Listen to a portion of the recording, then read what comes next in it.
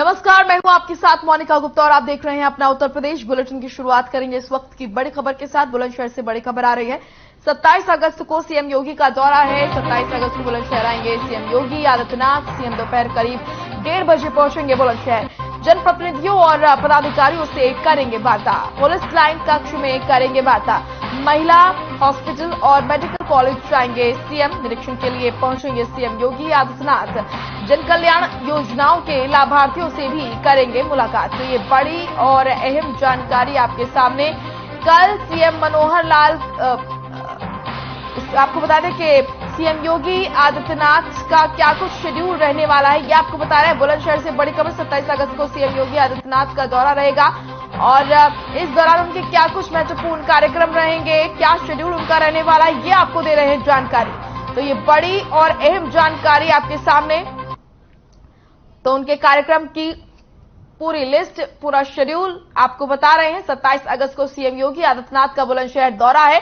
इस दौरान आपको बता दें कि पुलिस लाइन कक्ष में वो वार्ता भी करेंगे। साथ ही साथ उनके कई सारे कार्यक्रम हैं। निरीक्षण के लिए पहुंचेंगे सीएम योगी आदित्यनाथ और इतना ही नहीं, आपको बता दें इस दौरान उनके कई सारे कार्यक्रम रहने वाले हैं। काफी busy schedule CM Yogi Adityanath का 27 अगस्त को रहेगा। तो ये बड़ी और अहम जानकारी आपके सामने। सीएम योगी आदित्यनाथ 27 अगस्त को बुलंदशहर के दौरे पर रहेंगे और इस दौरान उनका क्या कुछ शेड्यूल रहेगा, ये आपको दे रहे हैं जानकारी। डिप्टी सीएम ब्रजेश पाठक एक दिवसीय दौरे पर रायबरेली पहुंचे, जहां उन्होंने बचत भवन में जिले के अधिकारियों के साथ विकास कार्यों की समीक्षा करते हुए एएनएम सेंटर का उद्घाटन किया। साथ ही उन्होंने बिजली विभाग के अधिकारियों को बिजली का बिल आदि समस्याओं के निस्तारण का निर्देश भी दिया। वहीं डिप्टी सीएम महिला जिला अस्पताल के निरीक्षण के लिए भी पहुंचे। अस्पताल पहुंचते ही बीजेपी नेताओं के साथ ही आम लोगों ने महिला सीएमएस की शिकायतों की झड़ी लगा दी। साथ ही एक पत्रकार ने भी महिला सीएमएस पर धमकी देने का आरोप लगाया, जिससे आगे का निरीक्षण रोक डिप्टी सीएम तुरंत लखनऊ के लिए रवाना हो गए।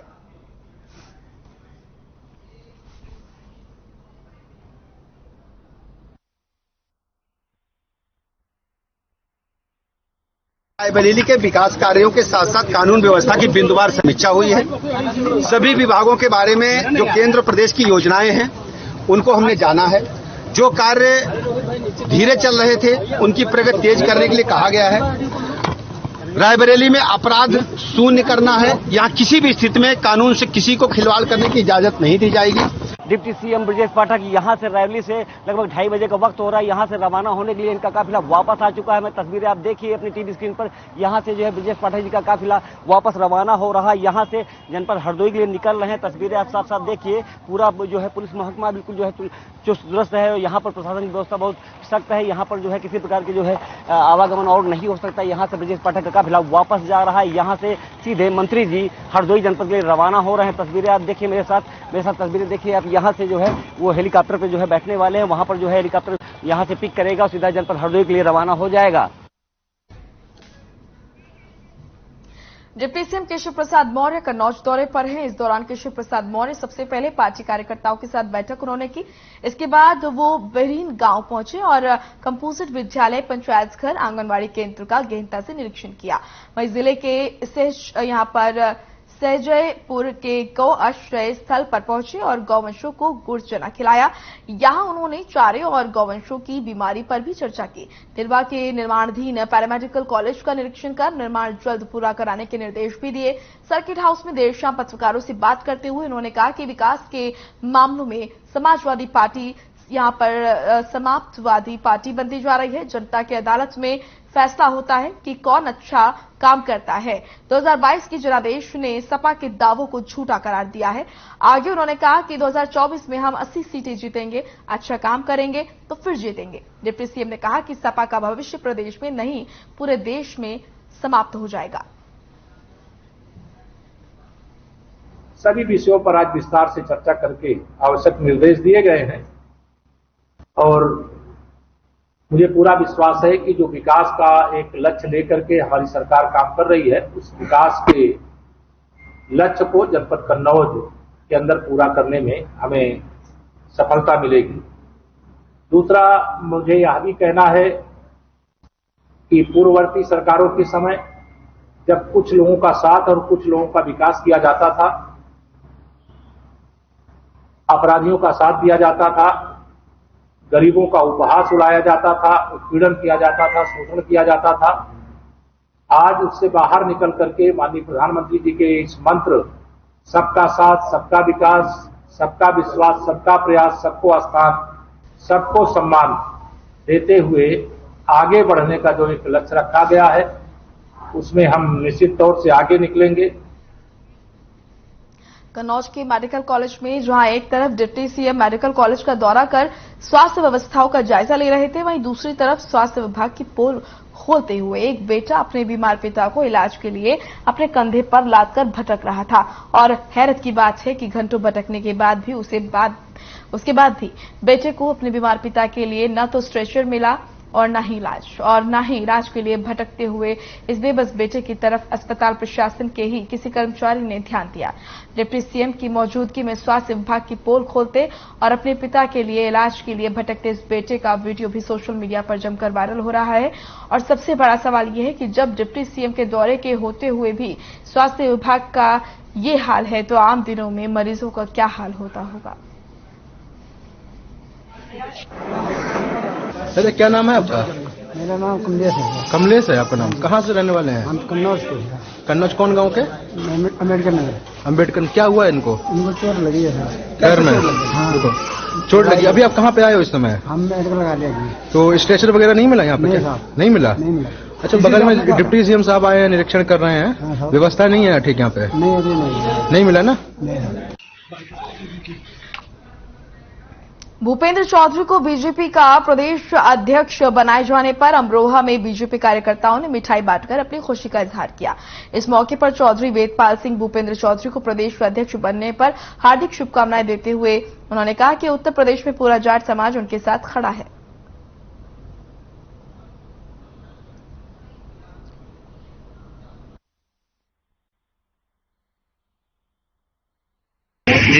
पंचायत राज कैबिनेट मंत्री उत्तर प्रदेश सरकार के भारतीय जनता पार्टी के प्रदेश अध्यक्ष बनाए जाने पर खुशी में ये सब हो रहा है। मिठाई भंडार वितरण हो रहा है और इससे पहले वो घर पर आ चुके हैं, वो फोटो हम आपको साथ देंगे। कहना ये चाह रहे हैं कि भूपेंद्र जी मंत्री जी का प्रदेश अध्यक्ष बनना हमारे उत्तर प्रदेश में और ज्यादा बीजेपी मजबूत होगी।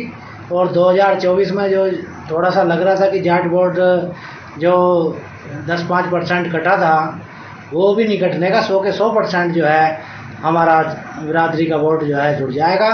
और मंत्री जी का जो है व्यवहार बहुत अच्छा है। संगठन में काफी दिन से वो पहले से काम कर रहे हैं, तो उन्हें संगठन चलाने का जो है पूरा तजर्बा भी है।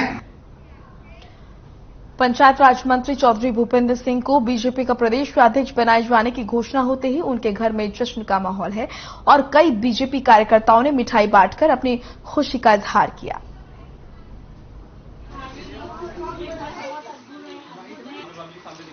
पापा ने जो मेहनत की, पार्टी के जो शीर्ष नेतृत्व ने, पार्टी के शीर्ष नेतृत्व में जो डिसाइड किया, माननीय जेपी नड्डा जी ने, प्रदेश अध्यक्ष जी ने, हमारे योगी जी ने, माननीय मोदी जी ने, अमित शाह जी ने, सबके आशीर्वाद से पापा की मेहनत सफल हुई। उन्हें इतने बड़े पद की जिम्मेदारी मिली।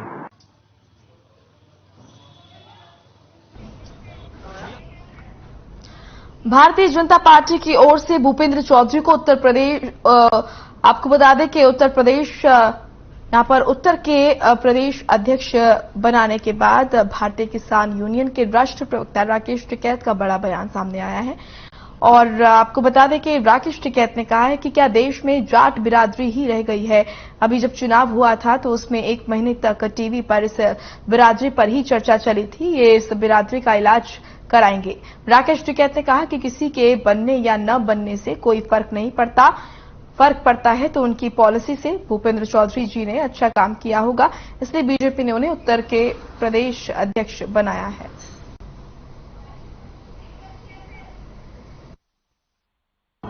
हाँ, बनाया तो उनको, और अपना काम करो भाई, जो ठीक काम करे होगा बना दिया होगा बीजेपी ने। अपना काम करो, किसानों के लिए काम करो, गांव के लिए काम करो, ये मुरादाबाद के रहने वाले हैं। इसका परिवार पहले किसान यूनियन में ही है, इसके परिवार तो, लेकिन गन्ने का भुगतान इनका भी नहीं हो रहा। अब भाई बढ़ के अपना ठीक काम करो वहां पे। भाई सरकार काम करेगी, इनके कहने से काम करेगी या दूसरों के कहने से काम करेगी? सरकारों को अपनी नीति बदलनी पड़ेगी। भाई चिट्ठी लिख दे कि हम भी एक तो मीटर हटवा दें, हरियाणा के बराबर बिजली का रेट करवा दें। चलिए, बुलंदशहर से इस वक्त की बड़ी खबर आ रही है। कलयुगी मां की करतूत आई है सामने। डिलीवरी के बाद नवजात को झाड़ू में फेंका। रोने की आवाज सुनकर मौके पर पहुंचे लोग। जख्मी नवजात को अस्पताल में भर्ती कराया गया। उपचार के दौरान नवजात की मौत हो गई। जहांगीराबाद कोतवाली क्षेत्र के जलीलपुर का ये मामला बताया जा रहा है। तो ये बड़ी और अहम जानकारी अब तक पहुंचा रहे हैं और कलयुगी मां की करतूत सामने आई है। बुलंदशहर से ये बड़ी खबर है। डिलीवरी के बाद नवजात बच्चे को झाड़ियों में फेंका। रोने की आवाज सुनकर लोग वहां पहुंचे और लोगों ने बच्चे को अस्पताल में भर्ती कराया और इलाज के दौरान बच्चे की मौत हो गई। बुलंदशहर से इस वक्त की बड़ी और अहम खबर आपके सामने। आपको बता दें कि एक कलयुगी मां ने डिलीवरी के बाद बच्चे को झाड़ियों में फेंक दिया। बच्चे के रोने की आवाज सुनकर लोग वहां पहुंचे। उन्होंने बच्चे को अस्पताल में भर्ती कराया, जहां बच्चे की इलाज के दौरान मौत हो गई। परियर बिठूर के गंगा नदी पुल से एक व्यक्ति के 2 बच्चों के साथ गंगा नदी में कूदने का मामला सामने आया है। पुल से कूदने वाला व्यक्ति सुब्बा खेड़ा का रहने वाला बताया जा रहा है। हालांकि पुल से कूदने वाले व्यक्ति को बचा लिया गया, लेकिन उसके दोनों बच्चों का पता नहीं लग पाया है।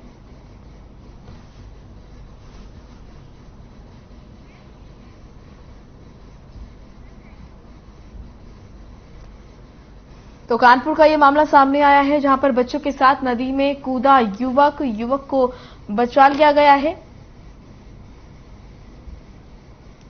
लेकिन दोनों बच्चे लापता हो गए।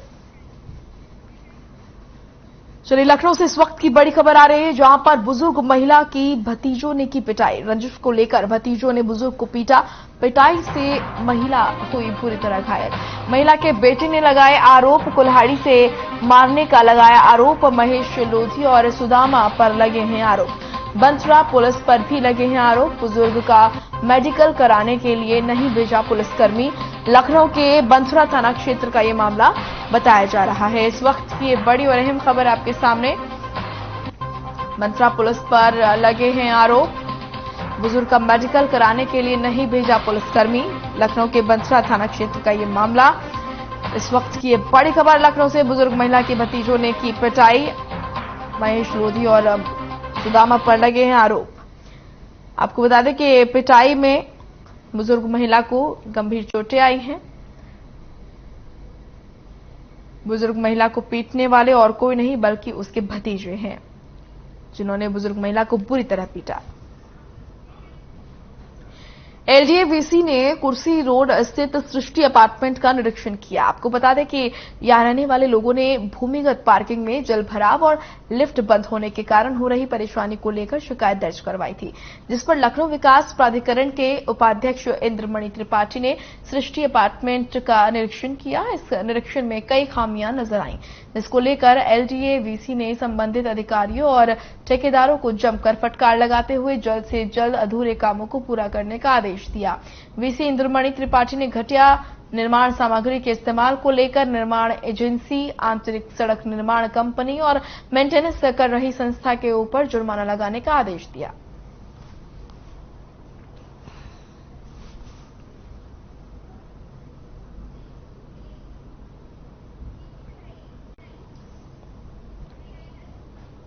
गोंडा से इस वक्त की बड़ी खबर आ रही है। जिला अस्पताल में मानवता शर्मसार हुई। बुजुर्ग मरीज को नहीं मिला स्ट्रेचर और इमरजेंसी के बाहर ही पड़ा रहा बुजुर्ग। बेटे की गोद में बुजुर्ग ने तोड़ा दम। मौत के बाद नहीं मिला शव वाहन। बाबू ईश्वर शरण अस्पताल का ये मामला बताया जा रहा है। इस वक्त की बड़ी खबर, घोर लापरवाही अस्पताल प्रशासन की, जिसकी वजह से एक बुजुर्ग की मौत हो गई। जिला अस्पताल में मानवता शर्मसार हुई। गोंडा का ये मामला बताया जा रहा है। बुजुर्ग मरीज को नहीं मिला स्ट्रेचर, इमरजेंसी के बाहर पड़ा रहा बुजुर्ग। मौत के बाद नहीं मिला शव वाहन।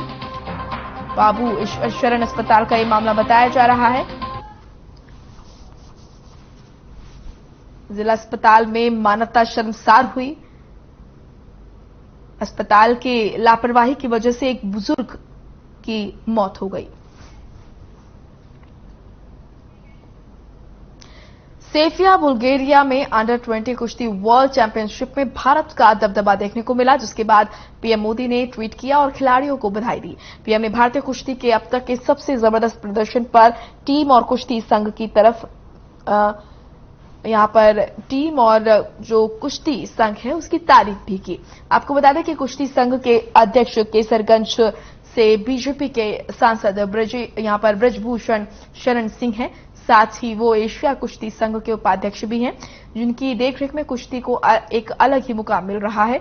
आपको बता दें कि भारत ने अंडर 20 कुश्ती में 16 मेडल, फ्री स्टाइल में 7 पुरुष और 7 महिला और ग्रीको रोमन में भारत को 2 मेडल मिले हैं। सांसद केसरगंज ने भी खिलाड़ियों संग तस्वीरें साझा की है।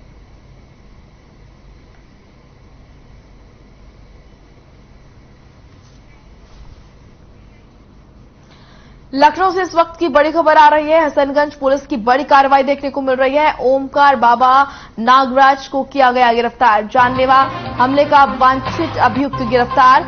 झूलेलाल पार्क मंदिर के पास से हुई है ये गिरफ्तारी। इस वक्त की ये बड़ी और अहम खबर आप देख रहे हैं। आपको बता दें कि जानलेवा हमले का अभियुक्त की गिरफ्तारी, इस वक्त की ये बड़ी खबर। हसनगंज पुलिस की बड़ी कार्रवाई। लखनऊ से ये खबर, ओमकार बाबा नागराज को किया गिरफ्तार। जानलेवा हमले का वांछित अभियुक्त गिरफ्तार किया गया। झूलेलाल पार्क मंदिर के पास से हुई है गिरफ्तारी।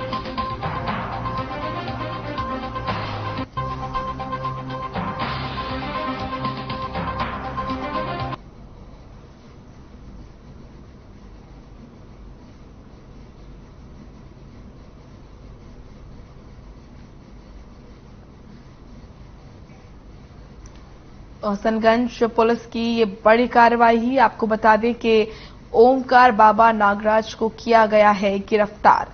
तस्वीरें आप देख रहे हैं, झूलेलाल पार्क मंदिर के पास से ये गिरफ्तारी हुई है और हसनगंज पुलिस की ये बड़ी कार्रवाई हुई है। आपको बता दें कि ओमकार बाबा नागराज को गिरफ्तार किया गया है। दरअसल झूलेलाल पार्क मंदिर के पास से ये गिरफ्तारी हुई है। प्रतापगढ़ में पुलिस ने अवैध कारोबार करने वालों के खिलाफ चेकिंग अभियान चलाया, जिसके तहत सर्विलांस टीम की मदद से दिलीपपुर के पास अंतर्राज्यीय गांजा तस्करों को गिरफ्तार किया गया है। एसपी सतपाल अंतिल ने प्रेस कॉन्फ्रेंस कर खुलासा किया कि 3 गांजा तस्कर को गिरफ्तार किया गया। इनके पास से 1 क्विंटल 31 किलो गांजा, 3000 नकदी और कार बरामद हुआ। इन तस्करों पर इटावा, अमेठी, प्रयागराज और आंध्र प्रदेश में अवैध कारोबार करने के जुर्म में कई मुकदमे दर्ज हैं। इन गांजा तस्करों के बारे में और भी जानकारी इकट्ठा की जा रही है।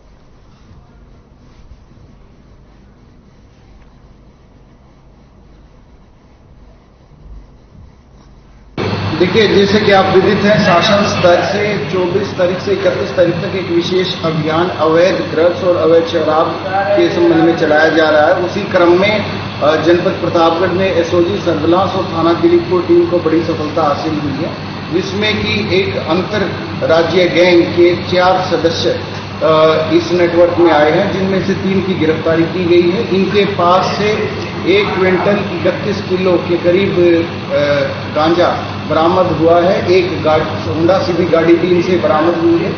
ये बेसिकली 4 लोगों का एक गैंग है, जो कि प्रतापगढ़, प्रयागराज, इटावा और जौनपुर के रहने वाले हैं। इन 3 अभियुक्तों को गिरफ्तार किया गया है और इनसे काफी डिटेल इस संबंध में प्राप्त।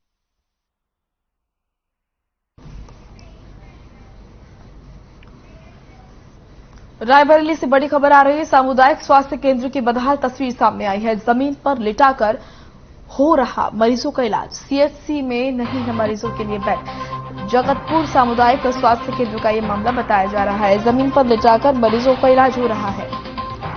मरीजों के लिए बेड तक नहीं है। जगतपुर सामुदायिक स्वास्थ्य केंद्र का यह मामला। सीएचसी में नहीं है मरीजों के लिए बेड, मरीजों को जमीन पर लिटाकर हो रहा है इलाज। स्वास्थ्य केंद्र की बदहाल तस्वीर सामने आई, जहां पर जमीन पर लिटाकर मरीजों का इलाज हो रहा है और मरीजों के लिए बेड तक उपलब्ध नहीं है। ये तस्वीरें आप देखिए किस तरीके से मरीजों को फर्श पर लिटाकर उनका इलाज किया जा रहा है। सामुदायिक स्वास्थ्य केंद्र की ये बदहाल तस्वीर आप देखिए, जमीन पर किस तरीके से लिटाकर इलाज हो रहा है मरीजों का। उनके लिए बेड तक उपलब्ध नहीं है, सीएचसी में नहीं है मरीजों के लिए बेड।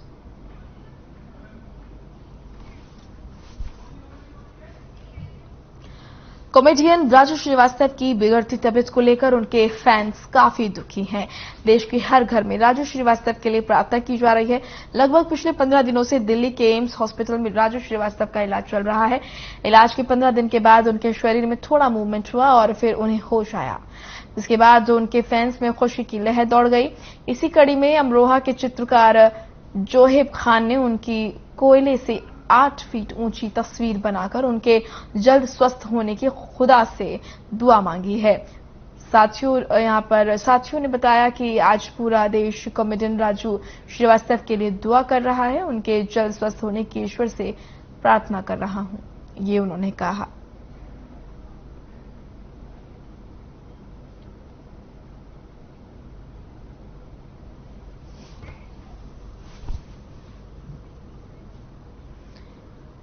तो अमरोहा के चित्रकार हैं, इनका कमाल देखिए। राजू कॉमेडियन की कितनी खूबसूरत तस्वीर इन्होंने बनाई है और ये दुआ कर रहे हैं कि जल्द से जल्द राजू श्रीवास्तव स्वस्थ हों और दोबारा से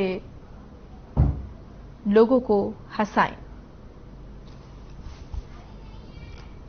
ये पेंटिंग कोयले से बनाई गई है, 8 फीट की है ये पेंटिंग। और राजू श्रीवास्तव की तबीयत के बारे में आप सभी जानते हैं, जिस तरीके से राजू श्रीवास्तव की तबीयत खराब है, लगातार उनकी स्थिति गंभीर बनी हुई थी।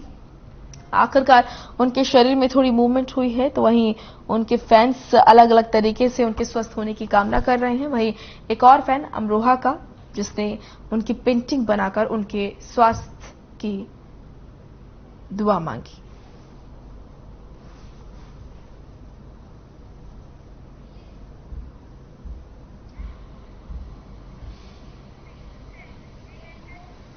लखनऊ से बड़ी खबर आ रही है। अनियंत्रित होकर कार से भिड़ी रोडवेज बस, ई रिक्शा को भी बस ने मारी टक्कर।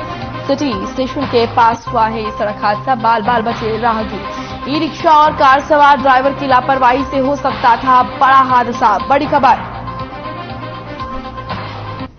ड्राइवर की लापरवाही से हो सकता था बड़ा हादसा। अनियंत्रित होकर कार से भिड़ी रोडवेज बस, ई रिक्शा को भी बस ने मारी टक्कर। सिटी स्टेशन के पास ये सड़क हादसा हुआ, बाल बाल बचे राहगीर, ई रिक्शा और कार सवार। ड्राइवर की लापरवाही से हो सकता था बड़ा हादसा। तस्वीरें आप देखिए, वाहनों की तस्वीर, टक्कर लगी थी और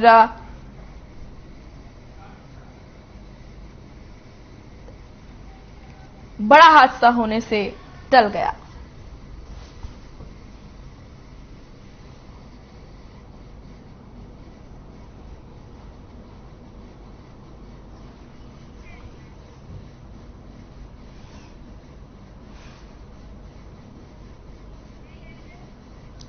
मुरादाबाद से बड़ी खबर आ रही है। तेज रफ्तार का कहर देखने को मिला। सड़क पार कर रही मां बेटी को ट्रक ने रौंद दिया। हादसे में मां बेटी की हुई है दर्दनाक मौत। हादसे के बाद ट्रक चालक ट्रक छोड़कर हुआ फरार। ट्रक को कब्जे में लेकर जांच में जुट गई है पुलिस। इस वक्त की ये बड़ी और अहम खबर आपके सामने।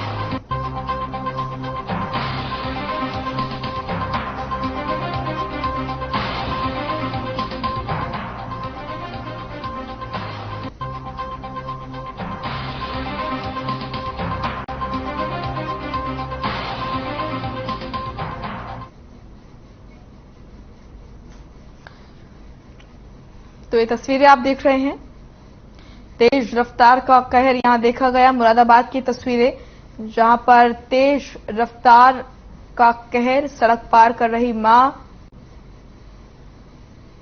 और बेटी की दर्दनाक मौत हुई।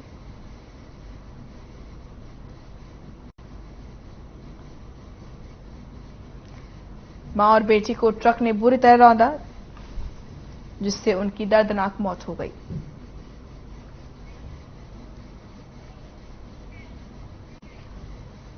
लखनऊ से बड़ी खबर आ रही है। शराबियों पर चला प्रशासन का हंटर। थाना पारा में 19 लोगों को किया गया गिरफ्तार।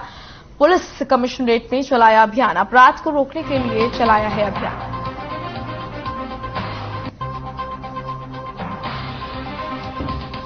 तो अपराध को रोकने के लिए यह अभियान चलाया, जिससे कि लगातार गिरफ्तारियां की जा रही हैं। और इसी के तहत आपको बता दें कि शराबियों पर एक बार फिर प्रशासन का हंटर चला। थाना पारा में 19 लोगों को गिरफ्तार किया गया है। पुलिस कमिश्नरेट ने ये अभियान चलाया है।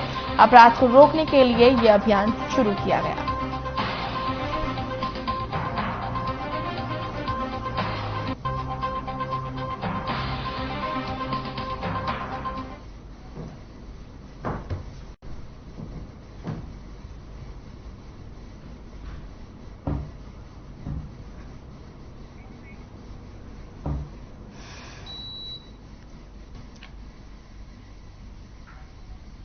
पुलिस कमिश्नरेट ने चलाया अभियान। आपको बता दें कि शराबियों पर प्रशासन का हंटर चला।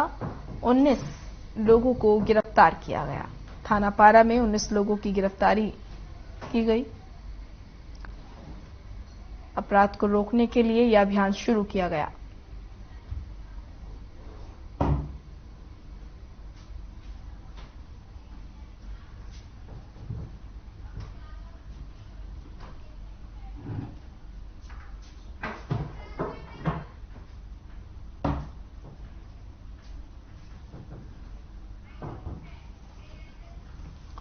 चलिए, फिलहाल अपना उत्तर प्रदेश में इतना ही। आप देखते रहिए हर खबर। नमस्कार।